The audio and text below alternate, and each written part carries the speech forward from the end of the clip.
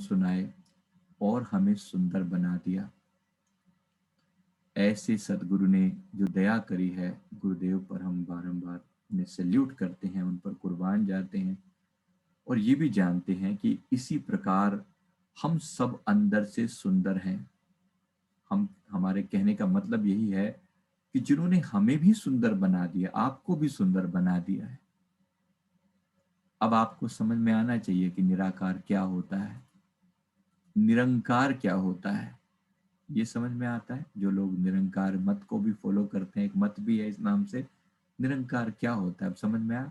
निराकार में गूंजता हुआ ओमकार, निराकार प्लस ओमकार इज निरंकार। अब समझ में आता है?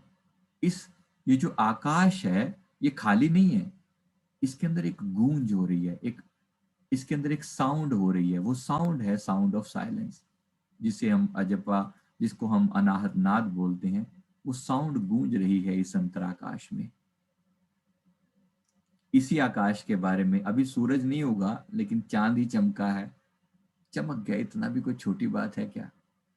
दरिया साहब ने फरमाया, दरिया सूरज उग गया, चहुं दिसी भया उजास, नाम प्रकाशे देह में तो सकल भरम का नाश। जो सूरज उगेगा तो चारों तरफ उजास हो जाएगा, उजाला हो जाएगा, और जब नाम का प्रकाश देह में हो जाएगा तो चारों तरफ सारे भ्रम जो है वो मिट जाएंगे। इसी अंधकार के अंदर हमारे कर्म पड़े हुए हैं, मोटे मोटे कर्म पड़े हैं, इसलिए उन कर्मों का नाश भी होना जरूरी है। ये बड़ी कृपा है गुरु महाराज जी की। कोई पूछ रहे हैं कि अनाहत नाद कैसा सुनाई देता है? अनाहत नाद के अलग अलग स्टेजेस हैं। शुरू शुरू में जब सुनता है तो ये नाद ऐसा सुनता है जैसे सन्नाटे की आवाज हो, झिंगुर बोलते हैं, ऐसा ऐसा कुछ फील होता है।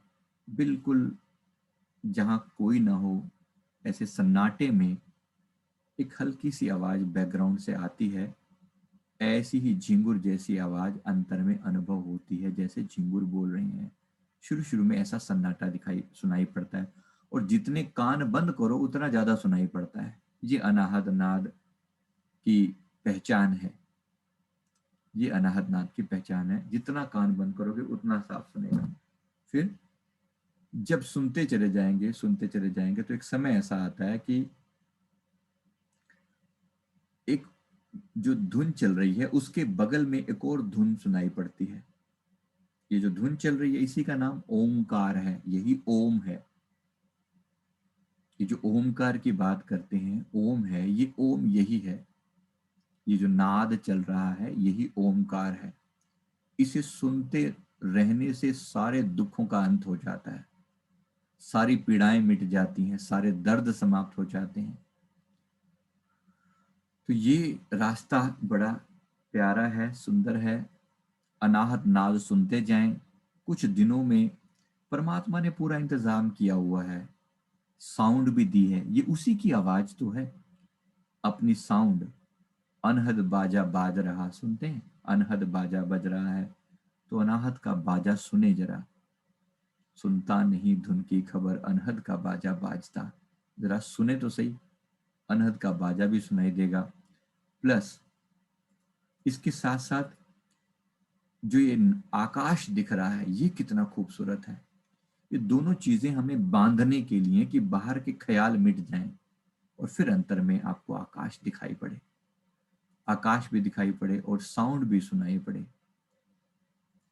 ये अब बात समझ में आ जानी चाहिए। इतने सारे एफर्ट अब इस पर हम लगा चुके हैं। अब प्रॉब्लम ये है कि लोग सारे एक साथ ज्वाइन नहीं करते ना, लोग अलग अलग टाइम पे ज्वाइन करते हैं। कोई अभी कोई पूछ रहे हैं कि उल्टा कुआं कैसे पहुंचे। अब उल्टा कुआं तो हम पीछे छोड़ आए, अब कैसे बताएं दोबारा से तो इसके लिए सुबह शाम की क्लास जो होती है ना उसमें आप ज्वाइन करे रखें। धीरे धीरे आपको वापसी की यात्रा भी कुछ लोगों को करवाएंगे। मोस्टली जो शाम के सत्र होते हैं उसमें हम कोशिश करेंगे कि जो सुबह की क्लास है उसकी रिपीटेशन करवाएं, कुछ क्लासेस की। एकदम इमीडिएट नहीं होगा, आज की आज में नहीं होगा। आज की क्लास की रिपीटेशन में भी 4 दिन बाद या 6 दिन बाद, या पुरानी क्लासेस की जो चल रही हैं उनकी रिपीटेशन अब होगी। तो इसको प्यार से उसको आनंदित हों, उसको समझते जाएं धीरे धीरे करके।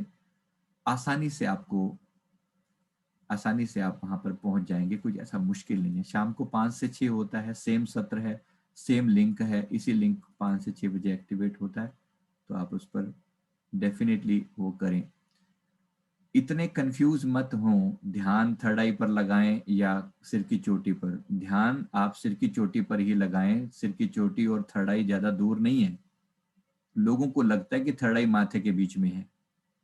थर्ड आई माथे के बीच में ही नहीं है, थर्ड आई और भी कहीं है, इसलिए इसमें कंफ्यूज नहीं होंगे आप। थर्ड आई माथे से 4 इंच भीतर है, माथे से 4 इंच भीतर है थर्ड आई, इसलिए इसमें कंफ्यूज मत होइए। आपको जब आप उसको देखते चले जाएंगे तो आपको थर्ड आई अंतर में दिखनी शुरू हो जाएगी। थर्ड आई एक प्रकाश के रूप में दिखती है, थर्ड आई से ही तो हम सारा नजारा देखते हैं, और कहाँ से देखते हैं। इसलिए पहले आप अंतराकाश को देखते जाएं, आपको सारी चीजें क्लियर हो जाएंगी। सामने देखें या ऊपर देखें, आपको आराम से वहां पर पहुंच जाएंगे जैसे तैसे करके।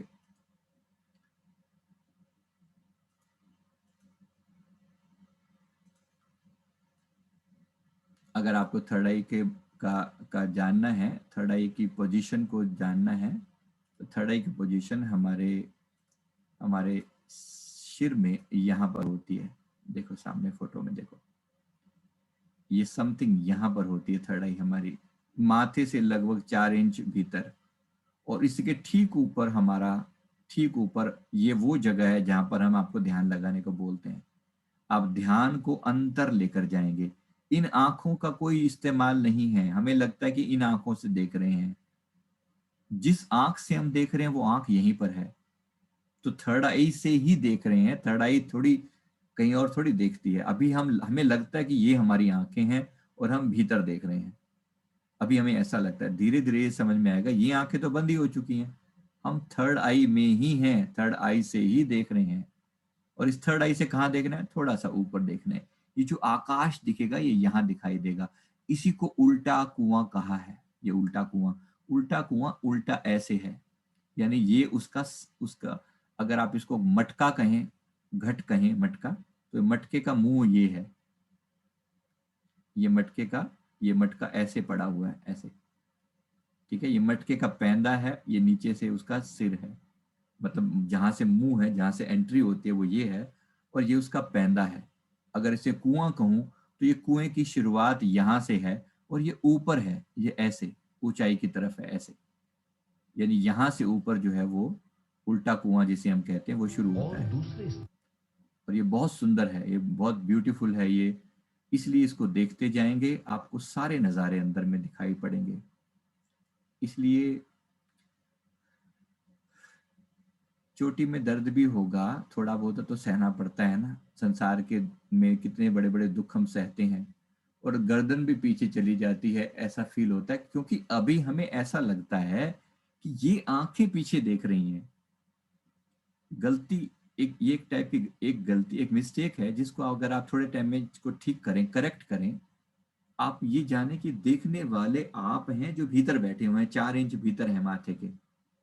जब आप वहां पर ध्यान लगाएंगे, वहां से ही शुरू करेंगे, देखने वाला वही है। अभी लगता है कि हम यहाँ हैं और पीछे देख रहे हैं, तो पीछे देखने के लिए गर्दन को ऐसे करना पड़ता है, जबकि सच्चाई यही है कि हम हैं ही भीतर।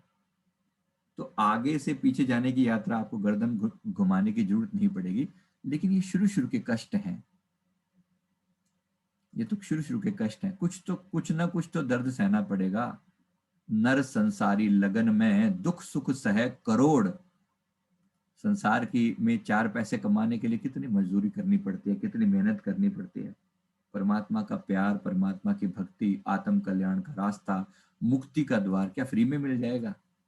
थोड़े बहुत तो दुख सहने पड़ेंगे ना। समझ में आ रही है बात या नहीं आ रही?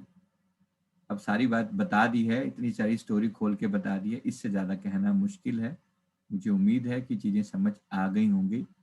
नहीं आई तो अब आपकी चीज, आप आपकी बात आप जानो। समय लगता है चीजों को पकड़ने में। मुझे लगता है श्याम सुंदर तक तो अब सब पहुंच ही गए होंगे, अब समझ में आ गया होगा। कि श्याम सुंदर क्या है, कौन है। ये जो आकाश है, जो अंधकार है, जो काला है, यही सुंदर है।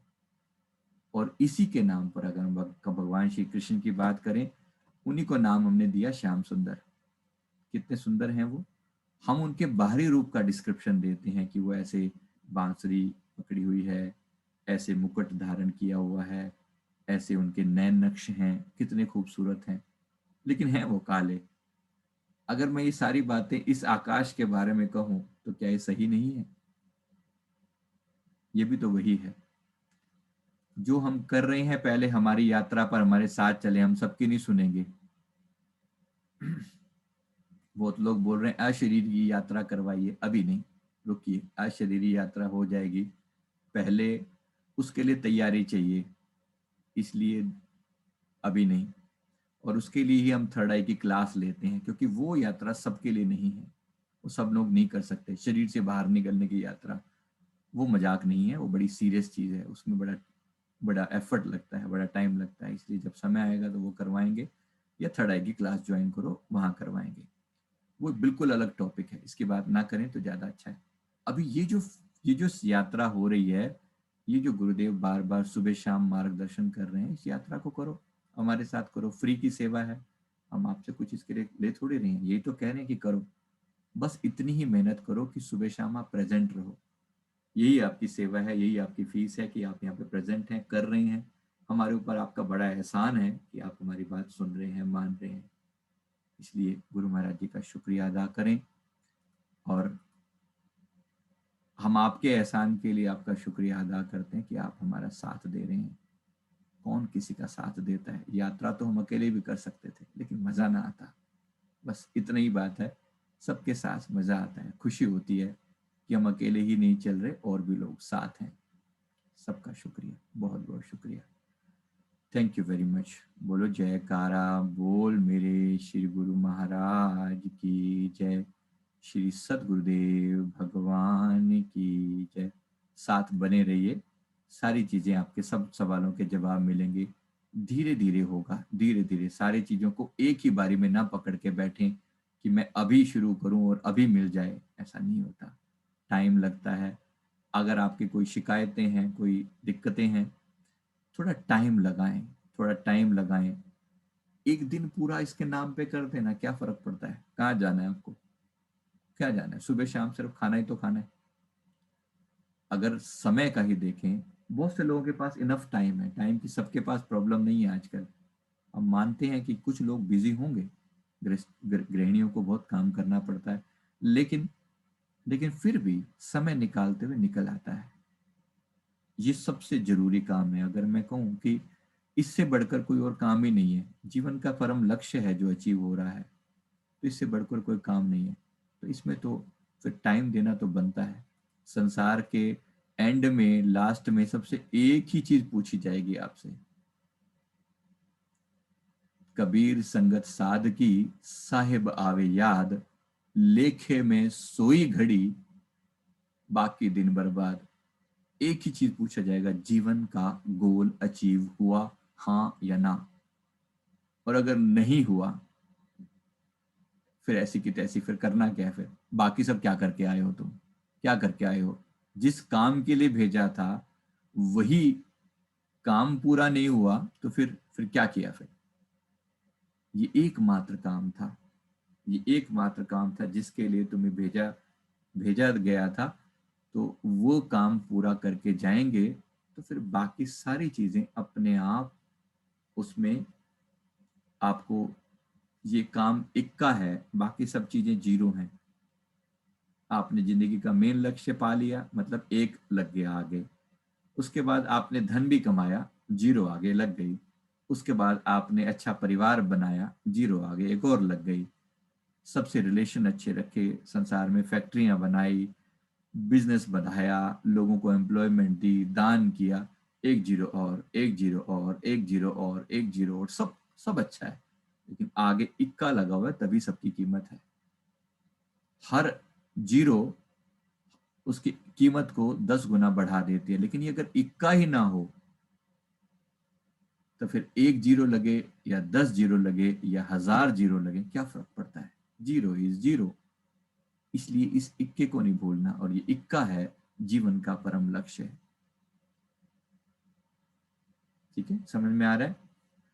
चलिए बोलो जयकारा, बोल मेरे श्री गुरु महाराज की जय, श्री सतगुरुदेव भगवान की जय। सत्र को